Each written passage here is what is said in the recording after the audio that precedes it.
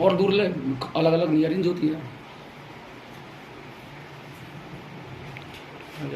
साफ नियारी बड़ी करके तो आ रही बाकी ले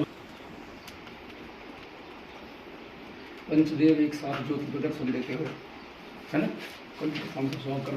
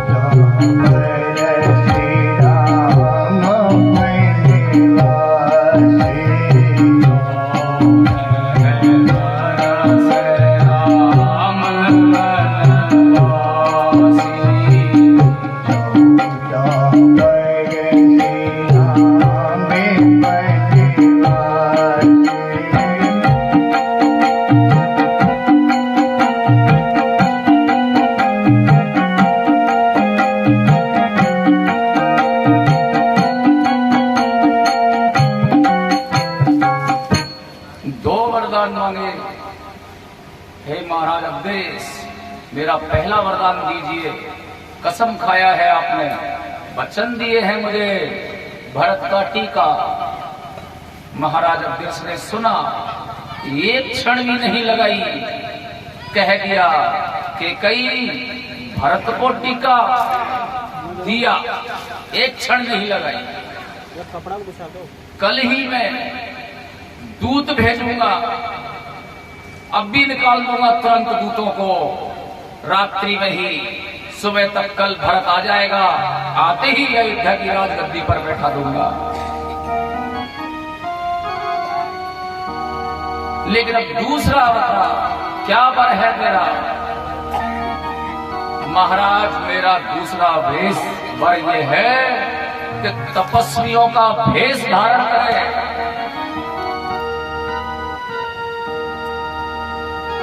और राम 14 वर्ष के लिए वनवास में जाए।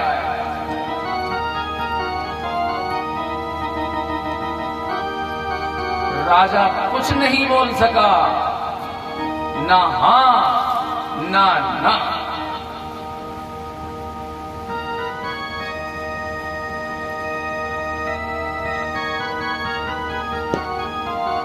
समझ नहीं पाया इस वरदान का अर्थ क्या है। पहले वरदान का अर्थ तो अच्छे से समझ में आ गया। कोई बात नहीं, कौशल्या का पुत्र बड़ा अगर राजा नहीं तो कोई बात नहीं, कैकेयी का बड़ा पुत्र राजा सही। पर ये नहीं समझ में आया, ये मंत्रा का मंत्र था। ये मंत्रा का कहा था उसने कैकेयी को ऐसा वरदान मांगना, राजा भरत को राजा बना देगा, राम यही बैठे बैठे बैठे बैठे लगा रहेगा, मंत्रियों को अपने पक्ष में कर लेगा, सैनिकों को अपने पक्ष में कर लेगा, एक दिन विद्रोह खड़ा कर देगा, भरत को मार देगा, सिंहासन को छीन लेगा। इसलिए 14 वर्ष के लिए वनवास भेजना उसको, तब राजा बनेगा तेरा बेटा। ऐसा मंत्र दिया है। बाबा तुलसी ने लिखा भी है, काणे खोड़े कूबड़े कपट कुटाली जान। कुबड़ी थी वो। दूसरा बार सुना, ना हाँ कहा गया ना कहा गया। बाबा तुलसीदास ने लिखा है उस चित्र को, राम राम रट बिकल भुआलो,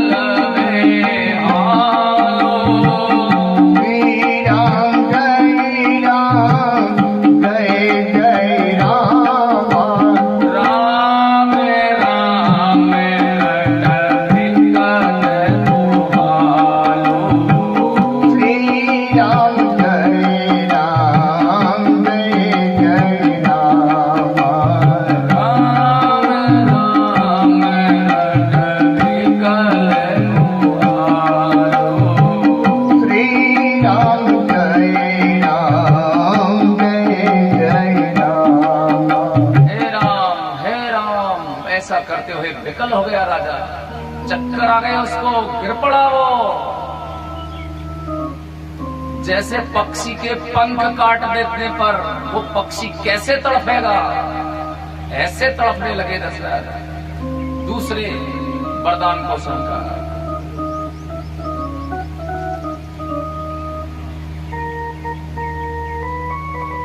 कक्ष से बाहर खबर फैली, पूरे महल में फैल गई। राम जी को पता चला, मन ही मन बड़े प्रसन्न हुए। माँ ने कृपा कर ही लिया है मेरे ऊपर, मेरी बात को मान ही लिया है।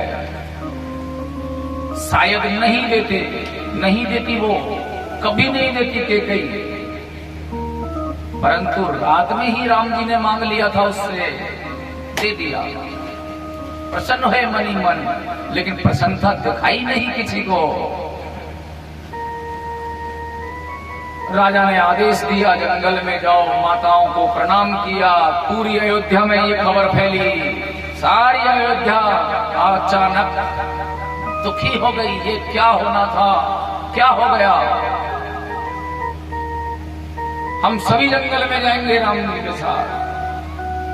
सब चलो, इस केकई को और इसके भरत को पड़ा रहने दो इसमें अयोध्या में। राम जी के साथ ही जाएंगे, बूढ़े वृद्ध नर नारी बालक सब योजना बना लिया। महाराज अवधेश ने अपने मित्र सुमंत्र को बुलाया, वो उसका मित्र भी था और सेनापति भी था। हे सुमंत्र, कुछ नहीं जानते हैं ये जंगल मंगल के मामले में। मैंने सुना है सीता भी जिद कर रही है, लक्ष्मण भी जा रहा है, नहीं माने वो, खूब समझाया। तैयार हो तीनों, इनको 1 दिन 2 दिन घुमा फिरा कर गंगा की तीर तक ले जाना।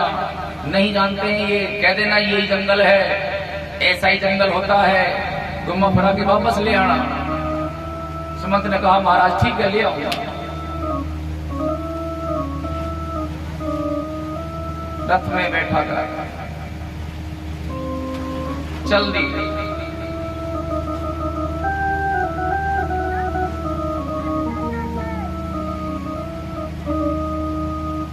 दोनों भाइयों ने अवधपुरी को प्रणाम किया, लोग बागों को खूब समझाया तुम हमारे साथ मत चलो, लेकिन कोई मानने को तैयार नहीं था। लिखा है इसमें, बालक वृद्ध बिहारी ग्रह, बालक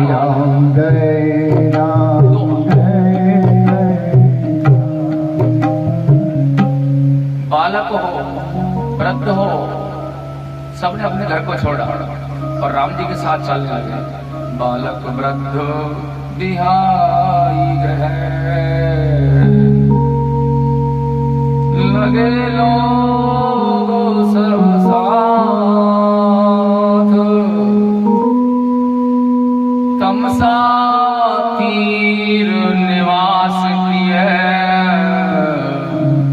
प्रथम दिवस रघुनाथ, प्रथम दिवस रघुनाथ। तमसा नदी के किनारे पर गए, कहा यहां से चलेंगे, रात्रि विश्राम होगा। सारी जनता को सुला दिया।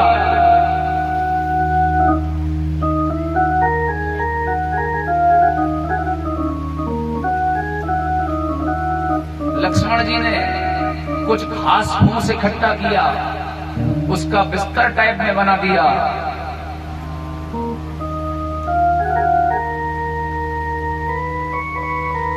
माता सीता, प्रभु राम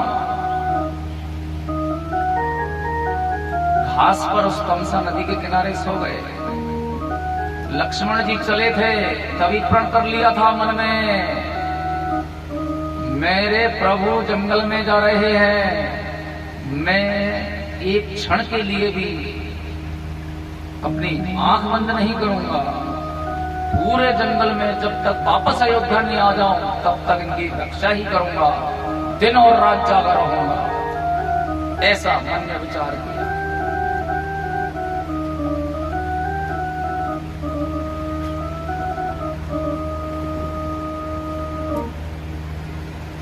पत्थर लाए, पत्थर का तकिया लगा दिया,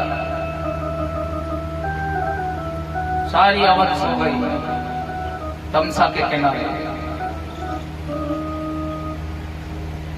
मध्यरात्रि, आधी रात को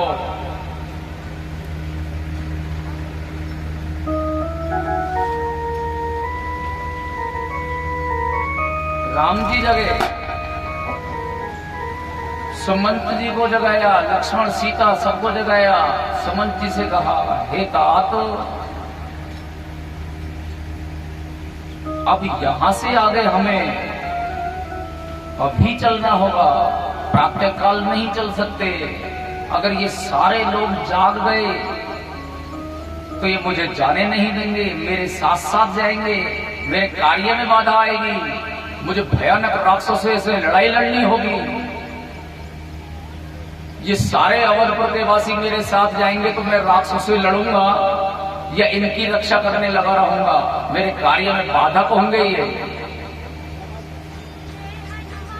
इधर अयोध्या भी सूनी पड़ी रहेगी, यहाँ का कार्य, यहाँ की आर्थिक स्थिति कमजोर हो जाएगी।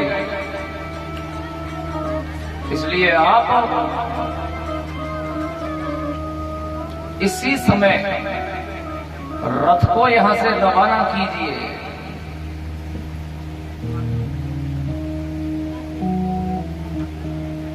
और रथ को एक ही दिशा में मत ले जाओ, पहले रथ को खाली इधर उधर चारों दिशाओं में बार बार घुमा दो। ये बड़े चालाक हैं अवधपुर के लोग।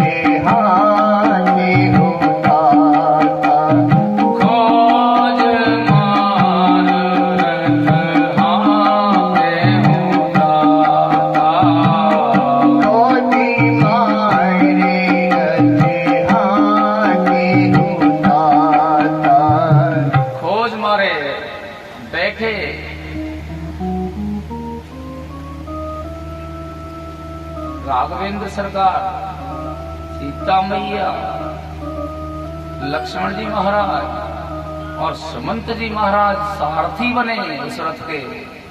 चल दिए। प्रातः काल अवधपुर के लोग बाग जागे, देखने लगे भगवान कहाँ गए।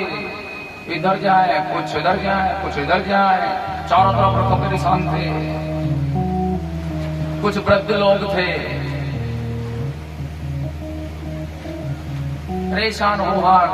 उन्होंने समझाया, वृद्धों को जीवन का अनुभव होता है, बैठा कर सबको समझाया। अरे उनकी इच्छा ही नहीं थी, ले जाने की दिख नहीं रहा तुमको, तभी तो चारों तरफ रास्ते दिखाई दे रहे हैं। क्या चारों ही दिशाओं में थोड़े ही गए होंगे?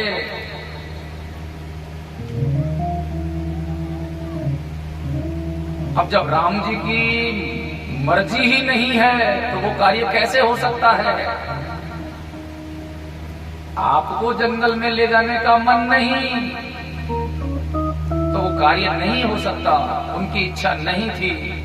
दुखी हुए लौट आए अवधपुर को। भगवान रथ सहित पहुंचे।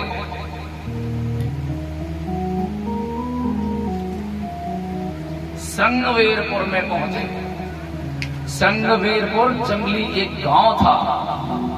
उस गांव में भील, किरात वगैरह जंगल में रहने वाले लोग रहते थे। उनका राजा था निषाद राज। उसको पता चला, गंगा के किनारे था वो संगवेरपुर। दौड़ कर आया, विशेष प्रार्थना की, दंडवत प्रणाम किया। महाराज मेरे अहो भाग्य आप पधारे। जंगल में आने का कारण पूछा। राम जी ने, लक्ष्मण ने बताया, मेरे पिता ने मुझे जंगल में जाने का आदेश दिया है। उस वचन को निभाने के लिए मैं जंगल में रहूंगा भैया, लेकिन किसी गांव में नहीं जाऊंगा। इसलिए एक पेड़ की छांव में, बड़के पेड़ की छांव में उनको विश्राम दिलाया। कुछ जो डाब कहते हो आप, उसकी सांथरी बनाई, वहां बैठाया है उनको। निषाद राज ने कहा महाराज मेरी जैसी टूटी फूटी झोपड़ी है, आप झोपड़ी में ही विश्राम करो। राम जी ने कहा भैया मैंने 14 वर्ष तक ये प्रण किया है, मैं किसी के घर या किसी गांव में नहीं जा सकता, इसलिए मुझे बाहर ही रहना होगा। निषाद राज ने कहा वो वहां का सरताज था, राजा था, वो सभी वीर विक्रांतों को इकट्ठा किया। शाम का जब समय हुआ तो कंद फूल फल लाकर भगवान को भोजन करवाए।